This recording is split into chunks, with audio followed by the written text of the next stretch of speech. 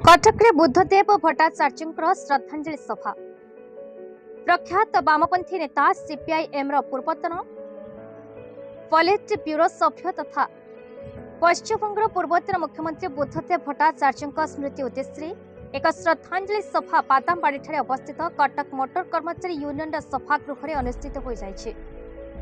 CPIM Cuttack जिला committee संपादक बद्रीनारायण दास सभापतित्व अनुष्ठित ही सभा प्रारंभिक सूचना दे वरिष्ठ नेता तथा सीआईटीयू जिला सभापति रवि नारायण मल्लिक कहले 2000 उपमुख्यमंत्री उपरे दुईथर मुख्यमंत्री भावे 2011 पर्यंत क्षमता रही। ए दीर्घ काल राजनैतिक जीवन में आदर्शगत विच्युति बा दुर्नीति स्पर्श कर सांप्रदायिकतार चरम विरोधी थे बुद्धदेव। तांकर अपूरणीय कार्य को आगे नेबा प्रति श्रेष्ठ श्रद्धांजलि बोली श्री मल्लिक कहिथे। अन्यमानक मध्य सीपीआई जिला संपादक विनोद बेहेरा, वरिष्ठ नेता अमरेन्दु महांती, एआईटीयूसी जिला सभापति किशोर जेना, आईएनटीयूसी निकुंज पसायत, एचएमएस राज्य सभापति कृष्णचंद्र पात्र, वसुंधरार शैल बेहेरा, सीआईटीयू जिला संपादक अभय स्वाई, कृषक सभार जिला संपादक डमरू साहू, संतोष पंडा, राणा चटर्जी समेत सीपीआईएम कटक जिला कमिटी सभ्य विष्णु बेहेरा, मानस महांती प्रमुख श्रद्धा सुमन अर्पण करते।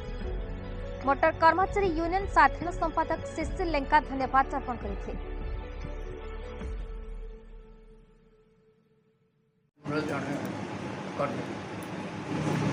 पार्टी जीवन 5 वर्ष आगुरी आरंभ से केवल 5 वर्ष से आगुरी पार्टी नथिले से बहु अधिक भाव आम देशर श्रमजीवी मनुष्यर आंदोलन से सबकि देकी कि नवा आशार आज जमी राजनीति से किसी आसला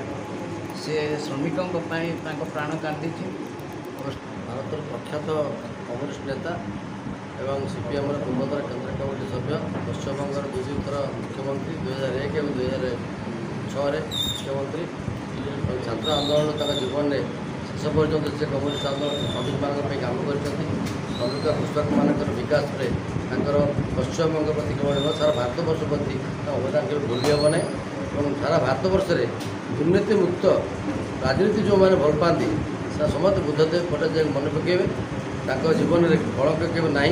और शेष दुई थर मुख्यमंत्री सत्वे अत्यंत निराडंबर जीवन शेष पर्यटन 2 बखरिया घरे रहा जेकोसी लोक जा डाकिले निजे तार कबाट खोलवा पियन चपरासी पाखे न रखा एभलिया जड़े व्यक्तित्व सारा जीवन गोटे पार्टी कम्युनिस्ट पार्टी काम करवा आज जो श्रद्धांजलि सभा कटक ओडिशा राज्यस्तरीय सभा 17 तारीख हम आज कटक जोटा हो आम श्रद्धांजलि जनाऊँ मन पकाइवाई जो मैंने भारतवर्ष में दुर्नीति मुक्त शासन को आने चाहते समस्त कम्युनिस्ट पार्टी समर्थन को आसा दरकार। Cuttack Damodar Beura report, Bharat news.